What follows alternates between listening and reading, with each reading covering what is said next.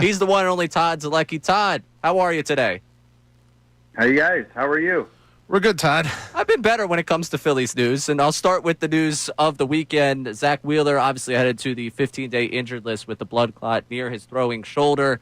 Obviously, you wish the best for him personally in one of these scenarios, but I want to talk to you more about the precedent, and if there is any precedent for what you see in an injury or a situation like this, health-wise, with a blood clot in his shoulder. What should fans be expecting in terms of an absence from Wheeler?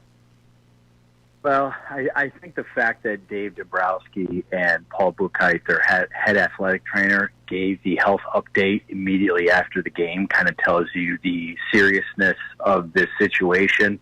It's certainly more than, and Rob Thompson then afterwards was asked about the timeline. You know, is there any chance he could pitch again? He's like, well, there's no timeline for his return. And, you know, obviously, and then he said, you know, I'm thinking about him and his family. And he said, because this is not just a hamstring injury. It's not just a sore right shoulder or, you know, a UCL sprain or anything like that. This is a very serious health issue. And so, you know, I hate to speculate on what it can mean and how much time he might miss, but I think it's safe to wonder if he's going to pitch again this season. You know, there's definitely that. It's a possibility of that, of you not seeing Zack Wheeler back in the mound pitching for the Phillies this season. We'll know more this week, but again, just based off what everybody said on Saturday in D.C. and you know, kind of people sending their thoughts and prayers to Zack and his family, kind of tells you kind of where this situation is. It's something that just it can't be messed around with.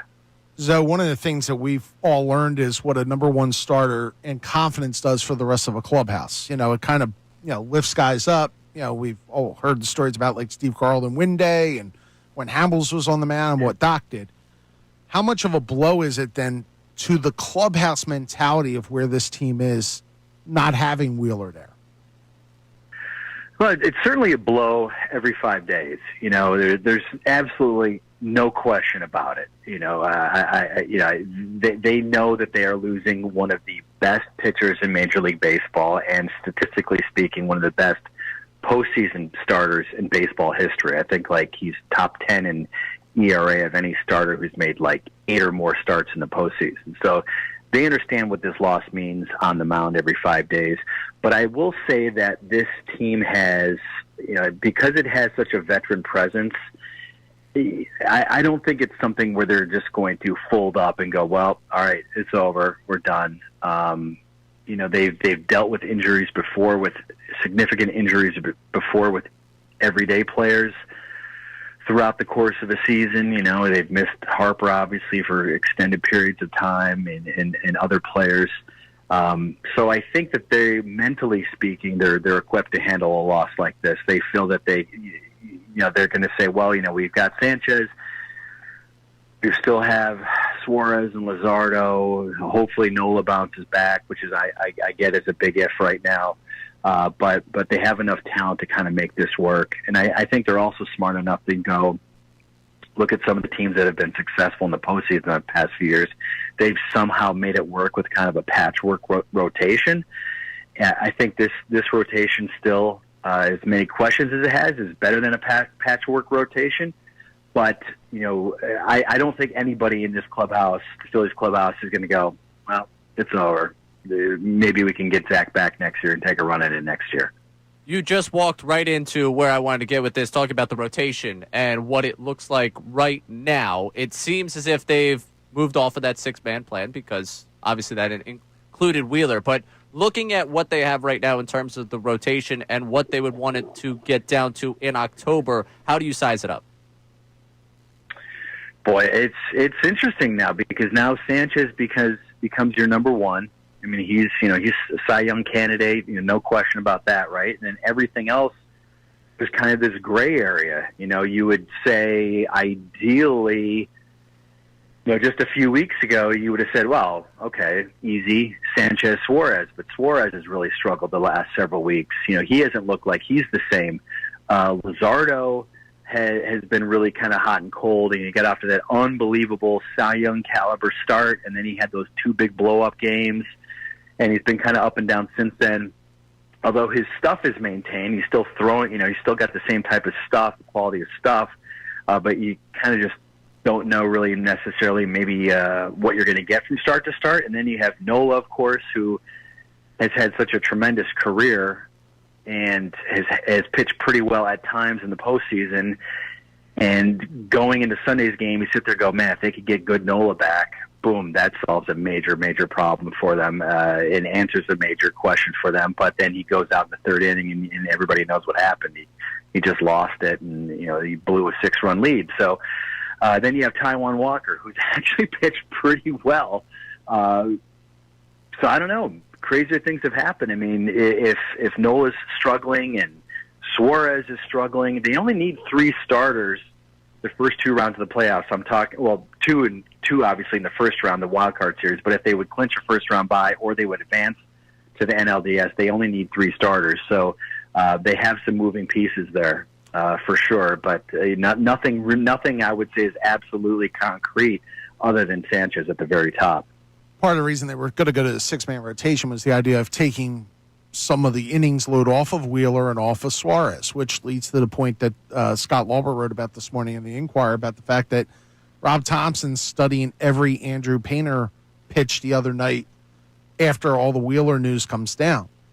Do you see a scenario right now where they bring Painter up, even though his performance right now hasn't justified bringing him up? I do. I also think that you could make the argument, and I made this, Kevin, you mentioned, like with Jim and Ruben yesterday on our show, is that you could make the argument that it's even more important now to go to a 6-man rotation, in that as well as Sanchez is pitching, he's approaching a career high in innings pitched. And if you were concerned 2 days ago about Ranger Suarez's workload and monitoring his workload to keep him as fresh as possible going on the stretch, well, now it's even more important that you keep him, that you try to manage his workload going down the stretch, because now you don't have Zack Wheeler and Sanchez at the top. Same thing with Luzardo, who missed most of last season with an injury. So he's pitched way more than he did last season. So you have to keep an eye on him. And Aaron Nola is going to need to be monitored maybe his first few starts through, because he's still kind of building back up. And so you could definitely make the argument that they need to find somebody to stretch to pitch every 6th day, and go to a 6-man rotation. Maybe that Andrew Painter, that Alan Ronhell is the only kind of other starter on the 40-man roster. So I guess you could go with him. At some point, maybe they just try to Joe Ross has some starting rotation experience, of course. Maybe they turn to him, but I still think that even if they don't go to a 6-man in the short term, I still think they have to go to a 6-man at some point with the freshness, the workload issues of all those other guys I mentioned even more critical. And they only have 4 off days left. I mean, so the schedule kind of dictates it, doesn't it, a little bit going through the rest of the year? Yeah. Absolutely. And that's, so I get why Rob said, well, we're going to stick with the 5-man now. They're going to get Alvarado back on Wednesday. So I guess they could stick with the 5-man for a little bit to figure things out. But, Painter pitched on Saturday in Lehigh Valley. He gave up, I think, 3 runs, 2 earned in 5 innings. He hasn't been great recently. He got kind of blown up I think it may have been 2 starts ago, and he's got an ERA over 5 and 17 starts in Lehigh Valley.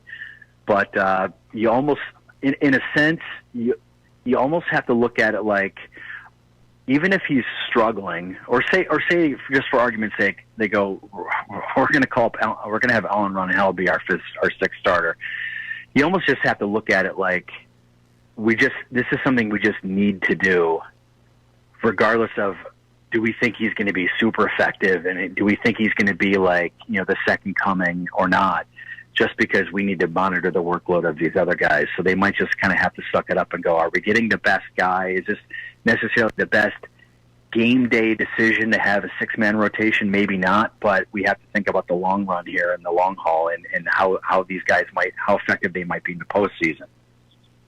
Oh, man. Well, that debate's going to be fun. We'll stay tuned for a future segment on that one about how people feel about them punting every sixth game. Not punting, but effectively saying this is not our best look going forward every sixth Deep end day. of the pool at that point. That's what you would be doing to the kid, is throwing him into the deep end. Really. Real quick. But he's talented. I will say, like, he's talented enough, and he's got, obviously he has stuff that it's not like he would go out necessarily and just get blown up. I think a lot of the issues have been fastball command, and if he's on, he's really, really good. I want to quickly switch gears from pitching to just the lineup for a second, because I feel like I'm collecting outfield opinions and outfield commentary like Infinity Stones nowadays. I'm just curious, if Todd Zolecki was writing the lineup every day, how would the outfield be configured?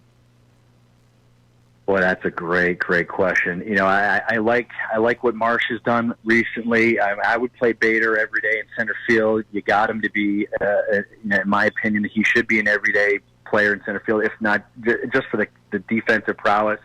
I would probably do what Rob has done the past maybe like 9 days, and sit Castellanos every once in a while against a tough righty to get Max Kepler in there. If Max Kepler is swinging a good bat, which he has been the past 8+ days.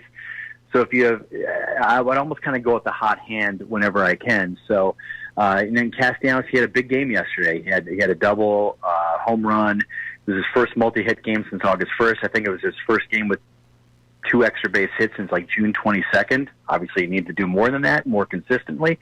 But if he is struggling, I would try to mix and match in right field because it has not been good in right field for several weeks. I think he's got like he had the third lowest OPS amongst all players in baseball since the All-Star break, the lowest WAR in baseball since the All-Star break, Nick Castellanos. So, but they need him to get going as well, and so it's easy to say like just bench him or platoon him. But in my opinion, it's tough to see them getting as far as they want to go if Nick is really struggling, if they're kind of platooning and right. But I like what Marsh has been doing recently. I want to see more of him, and I definitely want to see more of Harrison Bader. How do you think Castellanos would take going in and out of the lineup? Well, he's a very prideful guy, and he wants to play every day. So, and Rob has stuck with him in the past, but I think circumstances have changed. And so, if Nick says, like, listen, I think I should be playing every day, I mean, I guess my answer from my response, if I was Rob Thomas, would be, okay, go out there, start putting together some better at-bats, and you will be back in there every day. But until then, we're going to play Max out there every once in a while. And I'm not saying, like, go straight platoon. No. But I think it's 2 consecutive Saturdays where Nick has been on the bench. That's not super insulting for the guy who's been hitting like 130 since the All-Star break with a OPS under 500. I mean, that to me is actually pretty reasonable. So, if that would be Nick's response, and you always have to wonder about, you always have to keep that in mind. How is the player going to respond? But I think Rob is on very solid ground by sitting Nick right now. Maybe, hey, he didn't play on Saturday. Boom, big game on Sunday. Maybe it was a coincidence. Maybe Nick would say it's absolutely ridiculous that you correlate those 2 situations together. Or maybe it actually meant something, and maybe it actually helped to get him out of the lineup for a day, and I've let him clear his head, and maybe it motivated him. Who knows? But they definitely need to see more from him going down the stretch, and I think they need to see more from him going down the stretch because it can't just be the Trey Turner, Kyle Schwarber, Bryce Harper show in the postseason. Hard turf, pre-planned day off. I'm just following what the reasons were every Saturday. That's what I'm going to keep collecting. Just keep noting what they're saying. Yeah. So. Yeah, I talked to the people down in Texas. They've never heard of anybody complaining about the hard. I love it. But I understand why Rob said what he said, and but I don't think it's a major issue down there. So whatever you want to call it, it's got to be done. Yeah, taking notes on it. That's all I'm doing, Todd. I appreciate you joining us. Yeah. Thanks so much for making the time. Thanks, Zoe. Take care, guys. See you. Todd Zolecki on the Comcast Business Hotline, covers the team for MLB.com, does a tremendous job on the Phillies show.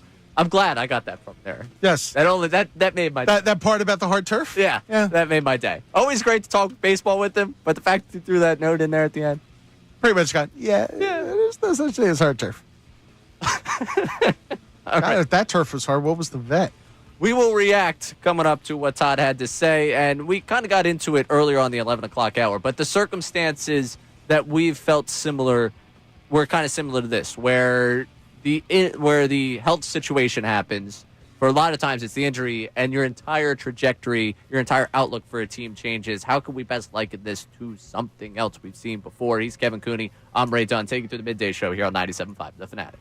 Hey, it's Ray Dunn from the Midday Show. Thank you so much for watching our content. If you want more videos, you can click right here. Or how about you subscribe right here so you stay in the know on all that's coming from 97.5 The Fanatic.